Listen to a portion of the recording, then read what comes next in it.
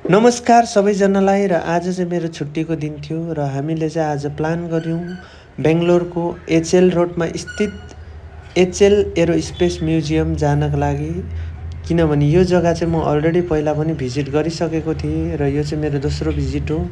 हामीले चाहिँ स्पेसली नानीको लागि चाहिँ हामी यो एरोस्पेस म्युजियम गएको थियौँ र यो एरोस्पेस म्युजियम चाहिँ एकदमै एट्र्याक्टिभ छ र नानीहरूको लागि प्लस स्टुडेन्ट अनि एभिएसन लभरहरूको लागि चाहिँ यो प्लेस चाहिँ एकदमै आइडल प्लेस हो। किनभने उहाँहरूले चाहिँ जान्न सक्नुहुन्छ कि हाम्रो इन्डियन एयरक्राफ्टको हिस्ट्री है त्यहाँनिर सबै डिस्क्रिप्सन तपाईँले पढ्न सक्नुहुन्छ।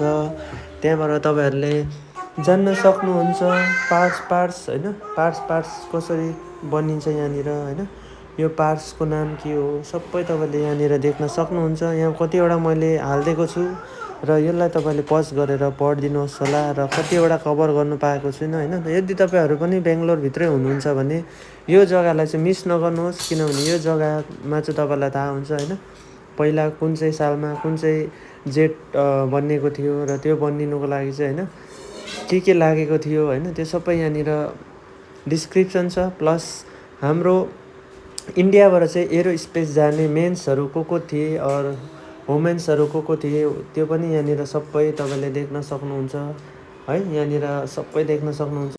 यहाँ चाहिँ तपाईँले आफ्नो ह्यान्डलाई वेभ गऱ्यो भने चाहिँ यहाँनिर हेर्नुहोस् त पेजहरू टर्नओभर हुन्छ है।